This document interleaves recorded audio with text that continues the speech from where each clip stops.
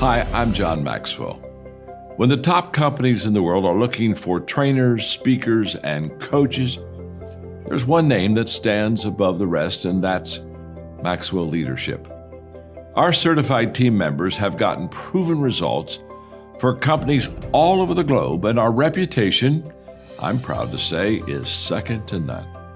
Some of our members have risen to the top of their profession, including the one you're going to meet today. I proudly introduce you to my friend Bob Fabian Zinka. Welcome to the Leadership and Success Podcast with your host, Coach BZ, where we help you lead with purpose and succeed with impact. If you're ready to grow into the kind of leader others want to follow, this podcast is for you. If you're determined to elevate your success and leave a lasting legacy, this podcast is for you. As my mentor, Dr. John C. Maxwell reminds us, everything rises and falls on leadership. Our goal is simple: to inspire you, challenge you, and equip you with insights that can transform the trajectory of your leadership journey. Welcome aboard to another episode of the Leadership and Success Podcast with Coach.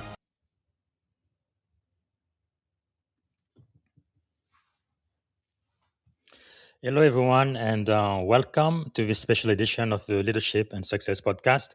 Throughout the month of January, we've been going through the book of Proverbs. So today is January the 30th. We're going to be studying Proverbs chapter 30. And tomorrow will be the very last day we are going to have this special edition of the Leadership and Success Podcast. Right. So this is not a religious study, but it's really a survey of the book of Proverbs to seek ancient wisdom and leadership lessons that are still applicable today, right? More than 2,000 years after this book was written.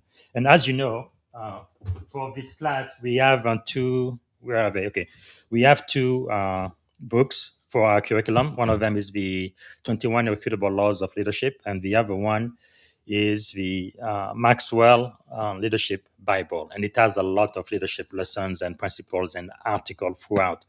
So that's where I got some of my ideas about what we are studying now. Not all of it, but some of it. So before we get to Proverbs chapter 30, as is our custom, let's do our moment of gratitude. So we want to take just a moment to remember and think about one thing we are grateful for today and every day. And I think today I am really grateful that there are a lot of people much more intelligent than I am, a lot smarter, and you can solve really a lot of the complex problem we are facing right now. I know I have a lot of experience. There is a lot of things I do know and I can contribute. I can add value, but I definitely do not have all of the answers. One thing that's been troubling me for quite a while now is the state of privacy in the US. In my opinion, it's a lot better in Europe, where they actually have laws that ensure that the privacy of European citizens are guaranteed, right? We also have, for example, we have the Privacy Act of 1974, but as you can say, it's 50 years old. So it's definitely hasn't kept up with technology and the way society has evolved since. If you go back to our constitution, people would argue, again, much smarter than I am. I am not a lawyer, but I have read the U.S. Constitution before I became a U.S. citizen. And when I enlisted, I had to take an oath to it. And once I got commissioned, I had to take an oath to the U.S. Constitution. And every time I got promoted from ensign all the way up to commander, I had to take an oath to the U.S. Constitution as well. So I've read that document as layman. I understand what it means, but I guess most people would say, for example, the Fourth and the Fifth Amendment really cover privacy. But again, that was written for the 18th century. We are in the 21st century now. So I think we definitely need to have an upgrade in our laws and policy. But anyway, having said all of that, what I'm saying is I am grateful that there are a lot of very, very smart people out there who are trying to figure out problems that we are facing now to make our society better, right? To improve our way of life. And I'm very, very grateful for that. People from the academia, from the industry, from the military, from all walks of life, from the community at large, from technology, really thinking about these issues and how we can do better as a society. And I want to say hello to Jim Mole from Kenya. Thank you so much for watching. And Jim, let us know what you are grateful for. And also, if you have any insight about the Book of Proverbs, chapter 30, please let us know as well. All right, let me do a quick review of what we did yesterday, Proverbs chapter 29. Yesterday, we talked about 7 lessons. Lesson 1 yesterday, based on verse 1, was correction is a gift, not a threat, right? Leaders who resist correction eventually lose credibility, and then they lose control as well. So pride will delay learning, but humility will accelerate growth. Like I said yesterday and several times throughout this special edition, I think the greatest lesson I've learned about leadership, especially when I had the great privilege of being the commanding officer for the Global Network Operations Security Center in Suffolk, Virginia, was that in order to be an effective leader, you do have to be humble. Humility is a must. Okay, humility accelerates growth. You cannot be proud. You cannot be arrogant. That's not going to help you. So, uh, leadership lesson number 2. Yesterday we talked about righteous leadership lifts people based on verse 2. Right, leadership is felt emotionally before it is measured operationally. So people know when leadership is just or corrupt. All right, just trust me on that. So, and again, you can review everything we've studied so far from chapter 1 all the way through chapter 29. Those episodes are available everywhere podcasts are available, all of the major podcast platforms from Apple Podcasts, Spotify. It's also available on YouTube and LinkedIn as well. So you can review all of those. This is just a quick, brief review of what we did yesterday. And again, tomorrow will be the very last chapter we do, Proverbs chapter 31st, and that's going to be the last one, and that's going to conclude this special series. So leadership lesson number 4. Yesterday, we learned that discipline is an act of love, right? Based on verse 15. And that's really what I got to learn what leadership really means. No? Up to this point, I've used the definition from my primary mentor, Dr. John Maxwell, who says, no, leadership is influence, nothing more, nothing less. That's one of the best definitions I've ever heard because it makes it so that you don't have to have a title, you don't have to have a position to be a leader. You just need to influence someone. That means a mother who influences her child is a leader. A father who influences his colleague, his children is a leader. A school teacher who influences students, pupils, is a leader. If you can influence someone, you are a leader. If you can influence your peers, you are a leader. So I really love that. But really, in the last 5 years or so, I've got to learn that for me, leadership is love. Right? You love the people you serve with, the people who report to you, and you serve them. Right? You do everything you can in order to remove obstacles and help them meet whatever challenges we are facing in order to accomplish the mission of your organization, right? Love people, right? Mission first, but people always. Take care of your people, love them, and your people will take care of the mission. That's based on Proverbs 29:15, right? The rod and reproof give wisdom, but a child left to himself bringeth his mother to shame. So the insight here is avoiding hard conversation is not kindness. You might be nice, but you are not being kind because it is negligence, all right? What you refuse to correct today will control you tomorrow. Then we talk about leadership lesson number 5. Vision anchors restraint, based on verse 18. Vision without values will lead to chaos, but values without vision will lead to stagnation. All right. Leadership lesson number 6. Yesterday, we talked about anger is a leadership liability, based on verse 22.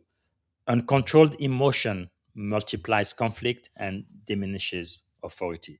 And the last lesson we did yesterday was leadership lesson number 7. Humility preserves honor. Again, lead with humility. One of the greatest leadership advice I've got to experience, right, through my military service. Proverbs 29:23. Because pride will isolate a leader, but humility will surround the leader with trust and wisdom. All right, so now let's get to Proverbs chapter 30. What is the big idea about Proverbs chapter 30? Well, it's attributed to Agur, son of Jakeh, not to Solomon, who wrote most of the Proverbs and Ecclesiastes and Songs of Solomon. So Jakeh is the one who wrote Proverbs 30. It's deeply reflective chapter. It reframes leadership through humility. That's our word again: humility, dependence on God, moral restraint, and keen observation of life. So, unlike earlier Proverbs focused on instruction from authority, again, we believe Solomon is the one who wrote all of those. This chapter kind of begins with a confession, acknowledging human limitation, and ends with practical wisdom drawn from nature and society. So, it reminds leaders that wisdom does not begin with confidence, but with reverence, with restraint, and teachability. All right. The three C's of leadership I've learned in the Navy, right? One is competence, two, confidence, and three, connection. Right? If you are going to be an effective leader, you have to be competent. You have to be able to get the job done. You need to have confidence when you do your work so that people can relate to you and use you as a role model. Because as goes the leader, so goes the entire team. Right? You have to be confident in what you do. And if you don't know, ask for help. And then connection, you have to connect with your people because your people are your greatest asset.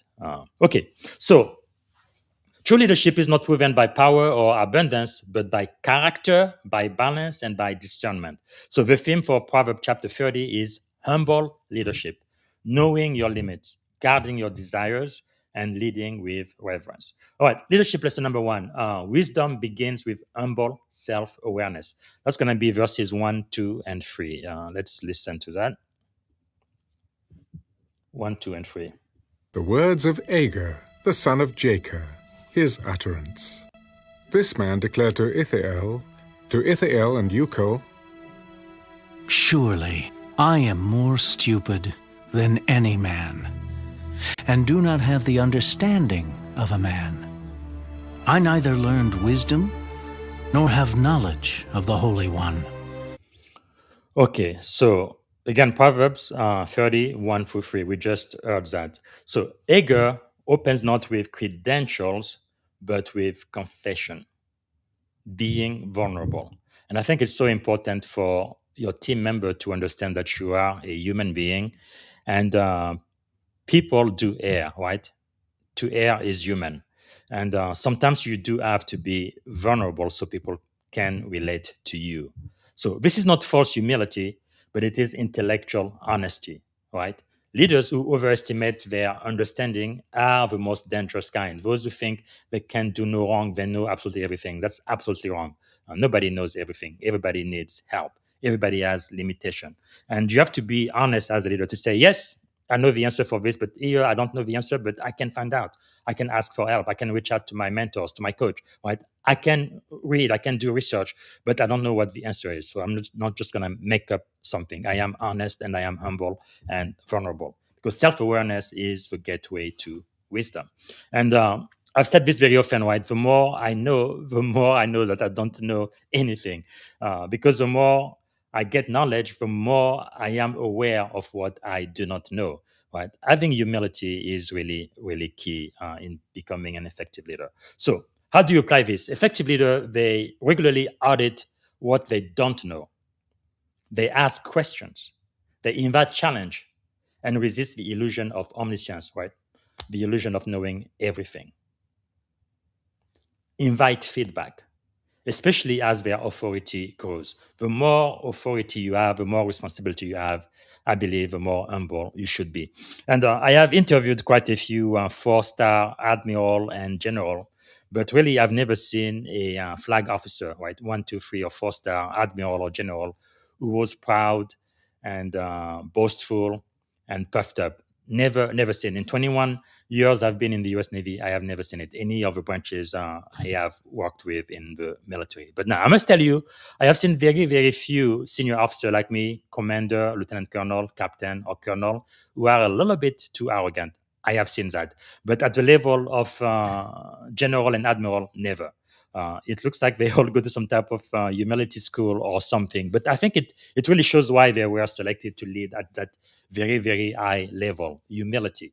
Because when you are humble, you are extremely effective. People can relate to you, even though you've accomplished so much, you have so much knowledge and accolades and achievement and all of that, but they can still see you as a human being, someone who relates to them and they can trust and follow. All right.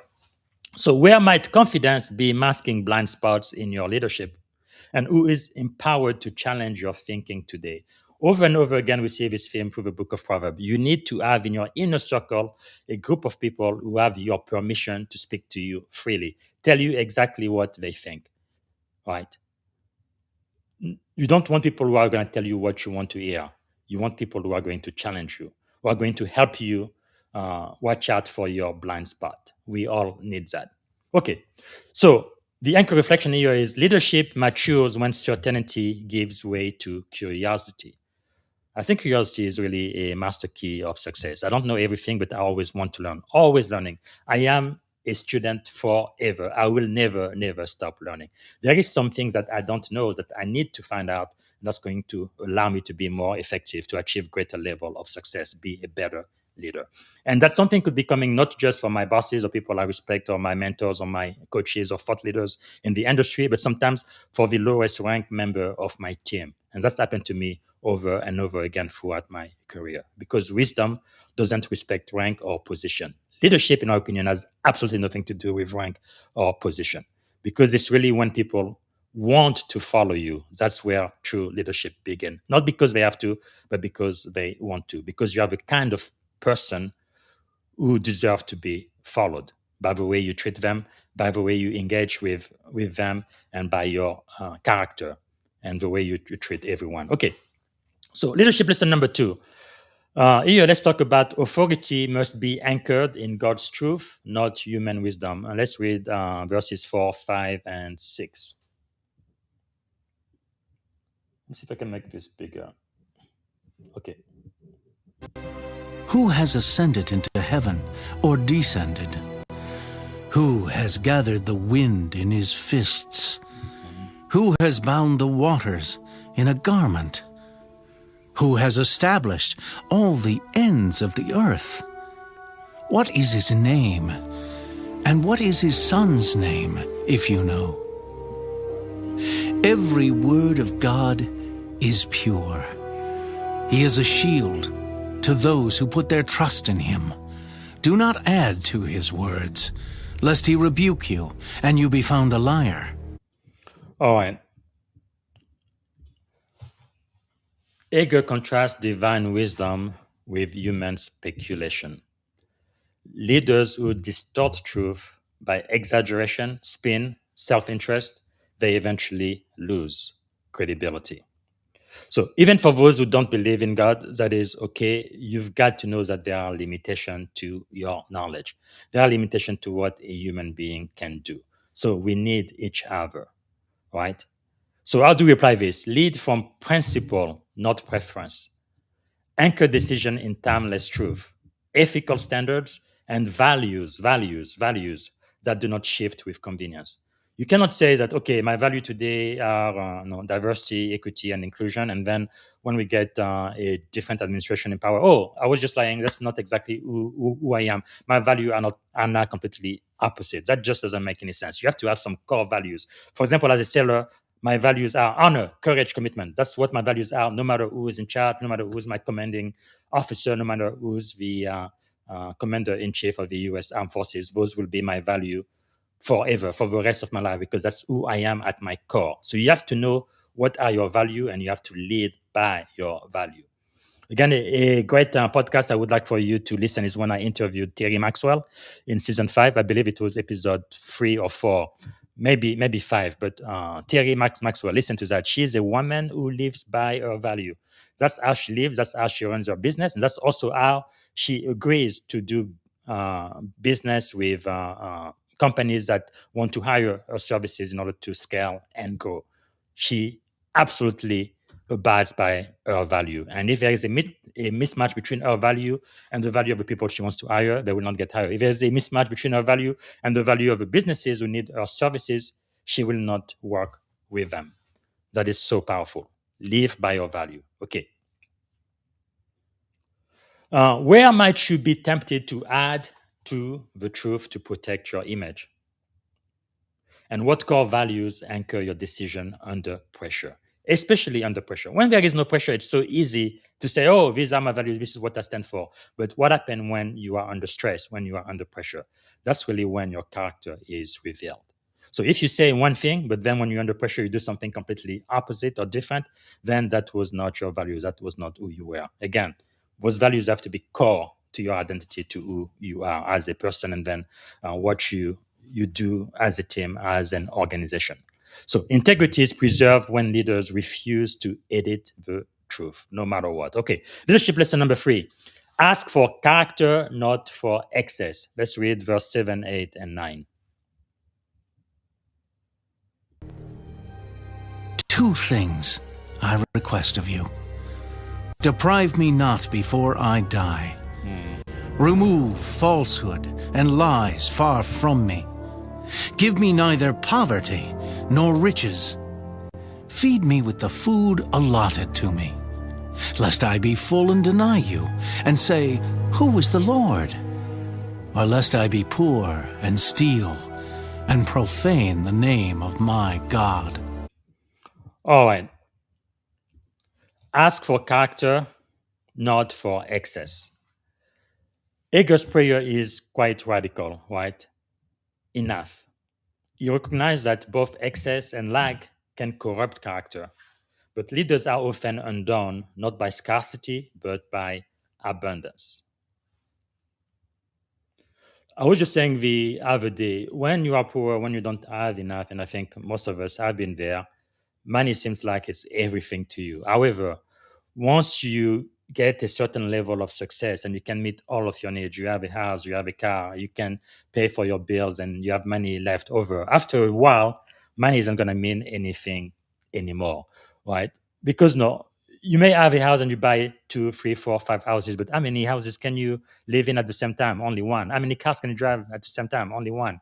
Right? How many boats are you going to have? At a certain level, all of the money, all of the abundance really doesn't mean anything. That's how I think some people may have a lot of money, may be extremely wealthy, but they are not fulfilled. Because I think to be fulfilled, you have to move from personal success to significance. When you start thinking about other people, helping other people reach their goal, their potential, and live their life on purpose, right? So having abundance, I'm not saying that is bad, but what I am saying is at a certain level, it's not going to satisfy anymore, okay?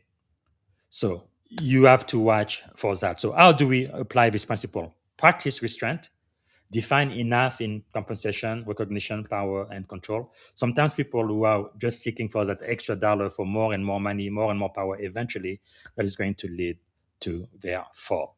Okay, know what enough means. Where you have enough, where you are happy, you survive, all of your needs are met, but you still have time to spend with your family, your children. Because this is another problem too for people who are always seeking after wealth and abundance. Like I know in Silicon Valley prior to the pandemic, many of us will work 50, 60, 70, 80 hours a week, every week, right? Never taking time off. And most companies in Silicon Valley, especially in the startup world, they would say, hey, you have unlimited vacation. You can take as much time as you want. However, they never want you to take a day of vacation. Every time you go away for a week or two or whatever, people look at you kind of cross-eyes. Hey, what are you doing? So always working, and overworking and burning out, especially in tech, especially in cyber security. So what is it going to profit you to be working 70, 80 hours week after week, and you miss time with your spouse, you miss time with your children, and before you know it, they are gone to college and your kids don't have any personal relationship with you. You may have provided for them. They may have had a great house and great standard of living, but what does it mean if they don't have a personal relationship with you, right? On my podcast, usually I ask, what would you have liked for your final contribution to be if you had one and only one day to live? Toward the end of the podcast, I ask that to all of my guests. And I've never heard of somebody say, oh, I really would like to go back to work and do 2 more hours at the office and close another deal. No. Almost everybody I talk to, they think about their family and their loved one and the legacy they're going to leave behind after they have gone. So you really have to balance that in your life. So what is your personal definition of enough? And how has success tested your character more than struggle? Sustainable leadership flows from contentment, not accumulation. Again, I have nothing against accumulation. I have nothing against abundance. What I'm saying is keep your priorities in order. Know what is important and where you should really put your focus. All right. Leadership lesson number 4. Respect boundaries and honor authority, based on verses 10, 11, 12, 13, and 14. Respect boundaries and honor authority. Do not malign a servant to his master, lest he curse you, and you be found guilty. There is a generation that curses its father and does not bless its mother. There is a generation that is pure in its own eyes, yet is not washed from its filthiness. There is a generation, oh, how lofty are their eyes, and their eyelids are lifted up.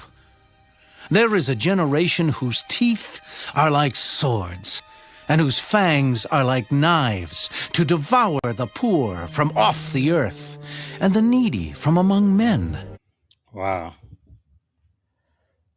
Respect boundaries and honor authority. Agur critiques arrogance, entitlement, and moral blindness. Leaders who disrespect authority dismiss accountability or believe themselves above correction. They erode trust and unity. You are not above the law. It's really bad when the leader says, okay, rules applies to everybody else except for me. No, because you are the leader, you are the servant of all. They should apply to you first and then to everybody else. You have to be a role model. You have to lead by example. So model respect for predecessor, from institution, and those you lead. Right? Honor boundaries. Accountability is not a threat, it is protection. So, how do you speak about leaders who came before you?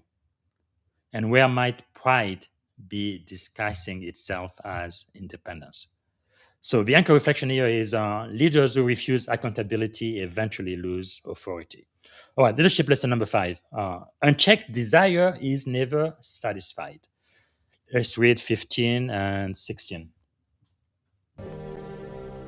The leech has 2 daughters. Give and give. There are 3 things that are never satisfied. 4 never say enough. The grave, the barren womb, the earth that is not satisfied with water, and the fire never says enough. Never says enough.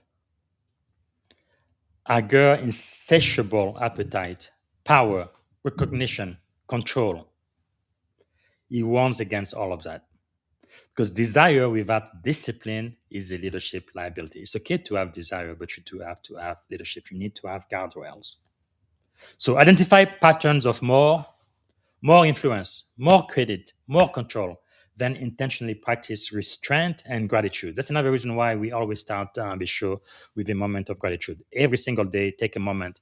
It doesn't have to take a long time, 1 minute, 2 minutes. Just be grateful for where you are. Because I guarantee you, even though you might be in a terrible situation right now, there is somebody out there who would like to be in your shoes, who is in a situation much, much worse than you are. I've often mentioned, I come originally from Africa, the Republic of the Congo. Being a poor person in the Congo and being a poor person in America, 2 completely different things. I think Jim Moore there from Kenya will be able to testify to that. When you are poor in the Congo or any countries in Africa, you are dirt poor. You absolutely have no idea where your next meal is going to come from. In America, you are poor, you get SNAP, so you get some meals. Sometimes you have tennis shoes that cost $400, a big screen TV, you are driving a car. No, that's not poverty in Africa. For them, you are extremely rich, even though you may feel yourself poor. But even if you make like a 6-figure income and you live in a place like I am here, Silicon Valley, San Francisco, one of the most expensive zip code in the world, even with 6-figure income, you still feel poor. But I'm telling you, for somebody who lives in Africa or South Asia or South America, they would love to be in your shoes. Okay, everything is relative, but you really have to have that attitude of gratitude. Papa John often says, right, your attitude will determine your altitude. So powerful. Okay, so how do you practice gratitude as a discipline? And what desire, if unchecked, could derail your leadership? So the anchor reflection here is what you refuse to govern will eventually govern you. All right. So, leadership lesson number 6. We're almost done. Wisdom is often found in small, overlooked places. Let's read 24 through 28. Wisdom is often overlooked in small places. So, Proverbs chapter 20, 24 through 28. Let's go there. There are 4 things which are little on the earth, but they are exceedingly wise. The ants are a people not strong, yet they prepare their food in the summer. The rock badgers are a feeble folk, yet they make their homes in the crags. The locusts have no king, yet they all advance in ranks. The spider skillfully grasps with its hands, and it is in kings' palaces. Wow. Isn't this something? Wisdom is often found in small, overlooked places. Ants, locusts, rock, badgers, and spider, they teach foresight, teamwork, protection, and persistence. Great. Great leaders observe carefully and learn humbly from anyone.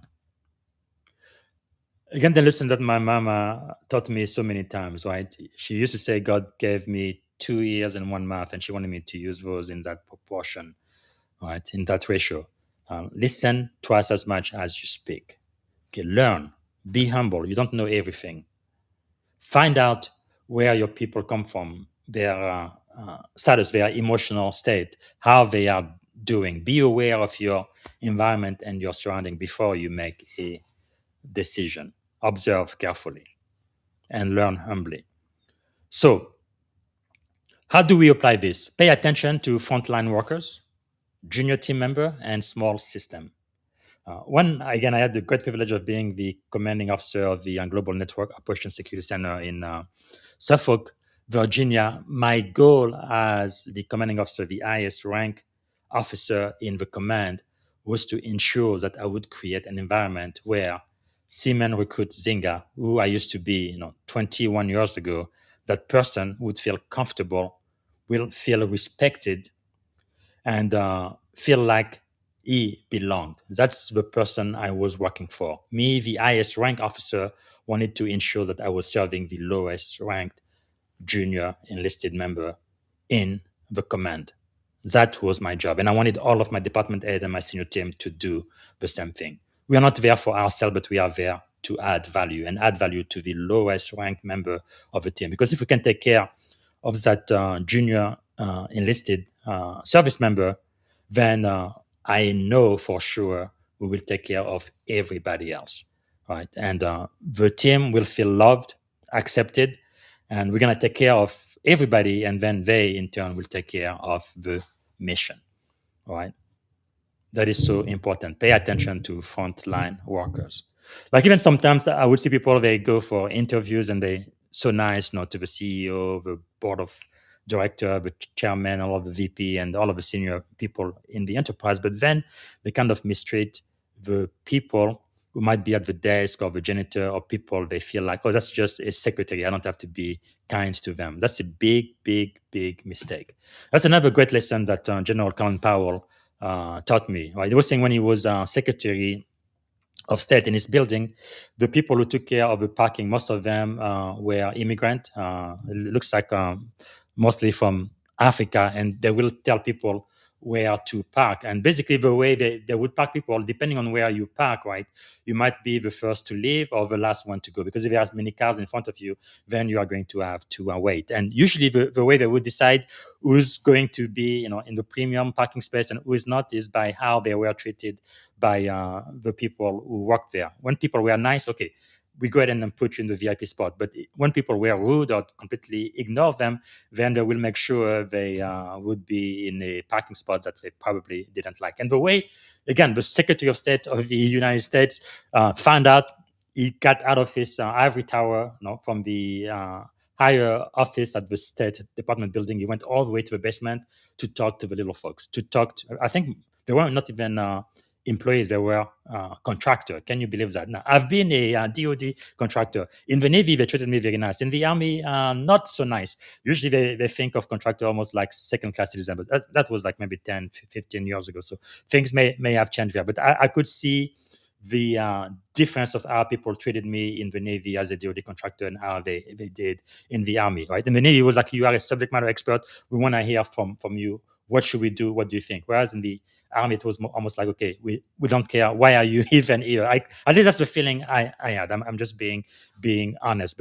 But a 4-star general, Secretary of State of the United States of America, the most powerful nation in the world, he would go all the way to the basement and talk to those immigrants and ask how they are doing and care about them.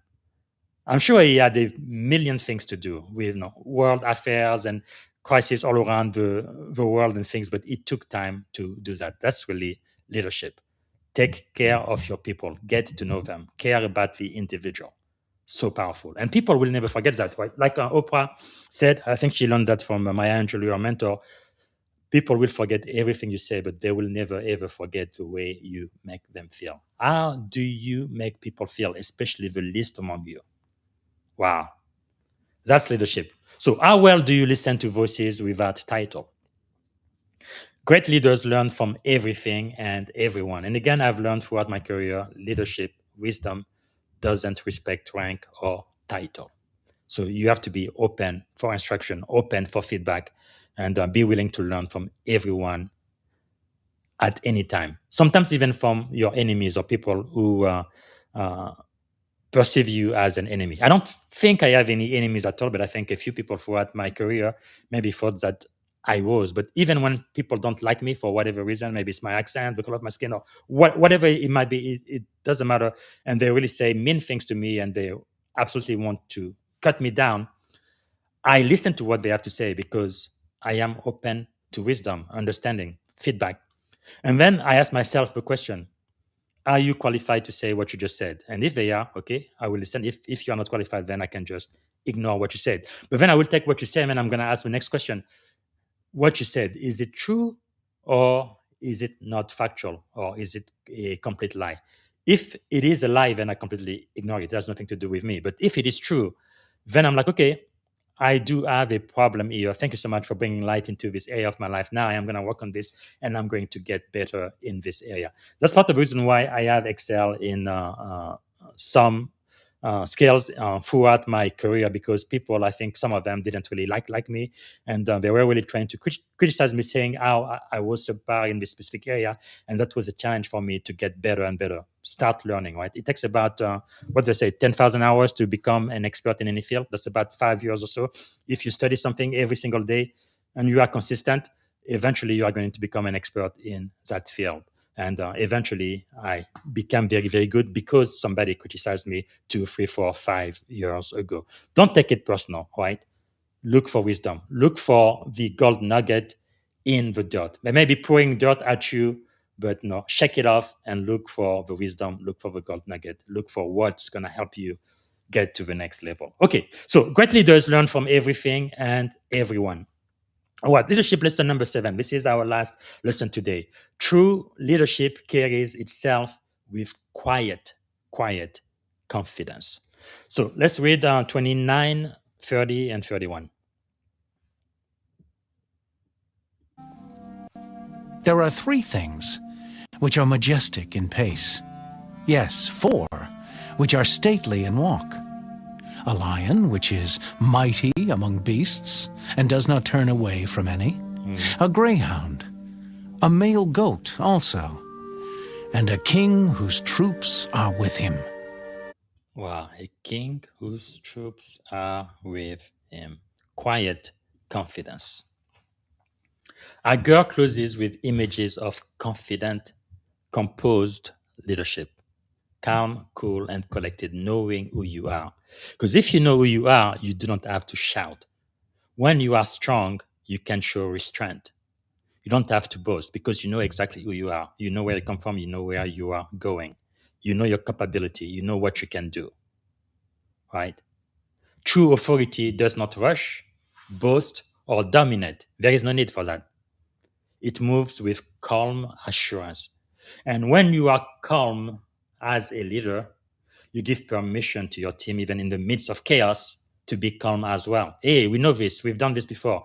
Let us just practice as we train, right? Let's put into action what we know. We are ready for this, right? You really exude confidence, and people can be calm, they can think, and they can take action and do the right thing in order to pass through whatever crisis the organization is going through. That is so, so critical to be an effective leader. All right. Wow. Lead with presence, not performance. Let consistency, courage, and character speak louder than theatrics. So, do you lead from confidence or from insecurity? And I think that's really what people perceive as charisma. Somebody who is like someone like General Colin Powell. I mean, I got to meet him 2015, I think it was, in Atlanta. I mean, this man, when he moves into a room, I believe there is a molecular change, like at the atomic level. People know there is greatness in the room. Somebody is here. Everybody just stay at attention and they are ready to listen. The room just goes silent because he works with presence, with integrity, right? There is that je ne sais quoi, right? Executive presence that goes with him. And I think it has to do with character speaking louder than theatrics. He is solid. His words have weight, right? He doesn't talk a lot, but when he speaks, his words mean something. So powerful. Okay, so how does your presence affect the room before you speak? So leadership authority is felt long before it is declared. Right? In Africa, we say that the lion is the king of the jungle. The lion doesn't go around, roar, roar, I am the king of the jungle. Look at me, I'm strong, I'm beautiful. No, no, no. The lion already knows that he is. So he just lives in his awesomeness.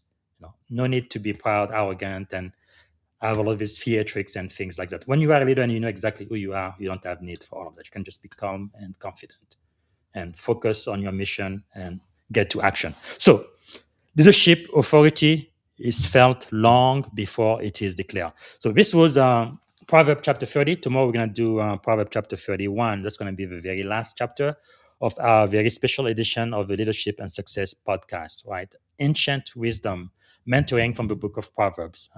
Again, not a religious podcast, but really the focus here is ancient wisdom and leadership lesson from the Book of Proverbs, written more than 2,000 years ago, but still relevant today in the age of AI, 2026, the 21st century. So, as a close, this chapter reminds us that leadership is not about knowing everything, and nobody can know everything anymore. Right? When I was a PhD student at the University of Alabama, my primary professor, my mentor, he had his PhD maybe about 20 years before I did back in the 80s. And back then in microbiology, he told me he absolutely knew everything there was to know about microbiology. But in the year 2000, 2001, when I started my PhD program, it was impossible to know everything because knowledge just expands exponentially. It's impossible to know everything. We cannot keep up with it, right? So that is okay. You don't have to know everything. But you don't have to have everything either or controlling everything. It is about knowing yourself, honoring God, restraining desire, and leading with wisdom drawn from humility and observation. Be humble. Lead with humility. Leaders who embrace their limits become more effective, not less, because they are anchored in truth rather than ego. And people like to work with people who are humble and go above and beyond. I think you will see that over and over again. Okay, that's what I believe is the main lessons from Proverbs chapter 30. So let me know what you got out of it. Let me know what you think about the 7 lessons I have given you, and any verses I didn't highlight. Let me know what your thoughts are on those if you have any insight. All right, thanks again for watching. So I'm going to be back tomorrow, Saturday, January the 31st, the last day of the month of January, and we're going to study Proverbs chapter 31. Again, looking for that ancient wisdom and leadership lesson from the book of Proverbs. I will be back next week with more interview on the regular Leadership and Success podcast. Thank you so much for being with us today. I appreciate you very much. Please like, share, think of someone who might benefit from this podcast, and I really do appreciate that. Thank you so much, and see you tomorrow. Bye. Thank you for tuning in to the Leadership and Success Podcast with your host, Coach BZ. If today's episode added value to your leadership journey, be sure to subscribe, share, and join us again for more wisdom nuggets on how to lead better and achieve greater success. Remember, leadership is the most critical skill of our time. The world will always need leaders to inspire others, drive innovation, and execute meaningful strategy. So why not count yourself among the bold leaders shaping the 21st century? Until next time, stay inspired, stay committed, and keep leading with excellence.